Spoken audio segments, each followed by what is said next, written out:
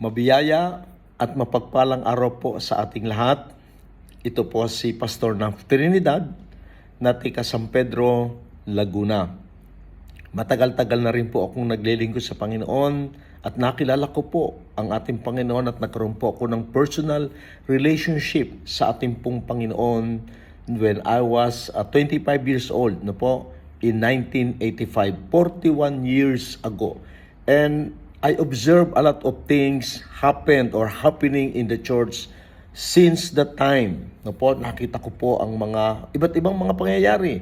Maliit na iglesia lumago, yun naman pong malaking iglesia ay naghiwa-hiwalay, nag-split in other words. But the most important things po ay, one of my observation ay bakit po napakaraming iglesia, maging kami po, ay yung po mga small group na tinatawag natin, ay bakit kaya hindi po sila lumago, na-stack up po sila doon, sa mahabang panahon ay sila na lamang po ang nag-aaral, at nag-share ng salita ng Diyos, at hindi po nila ito na ipalaganap sa iba.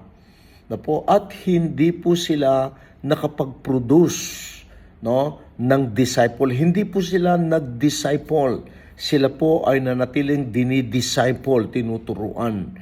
Napakalaki po ng gap na ngayon na titingnan natin ng panahon na yon. Until now ay halos po, I can say, wala pong nagdi-disciples. Ang discipleship po ay lumilitaw o lumalabas na isa lamang pong bahagi ng programa ng church. Hindi po siya buhay na ipinamumuhay ng bawat mananampalataya.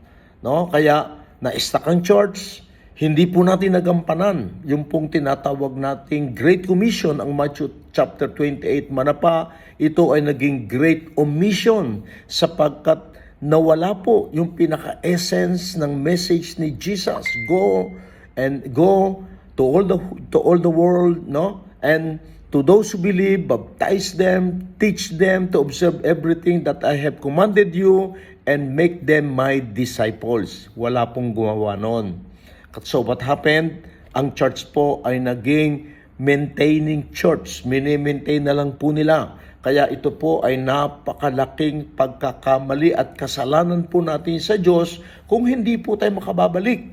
Doon po sa pinaka-dahilan kung bakit ang iglesia po ay nag-exist dito po sa sanglibutan, and that is to make disciples. So guys, we need to wake up sapagkat ito ang kalooban, sentrong kalooban ng Diyos sa bawat mananampalataya na tayo ay mag-produce at tayo ay maging reproducible at tayo ay makapag-disciple. Starting a small group is easy, but multiplying a small group is another thing.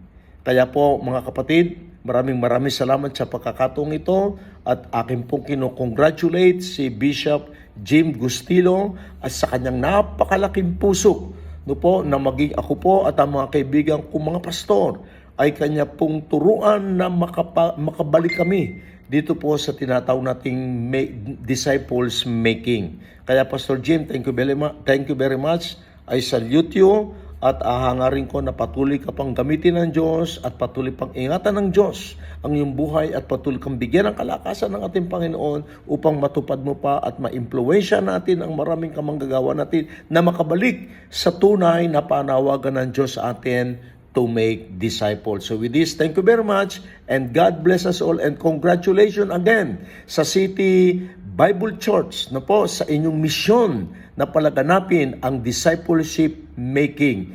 Discipleship is essentials. God bless us all.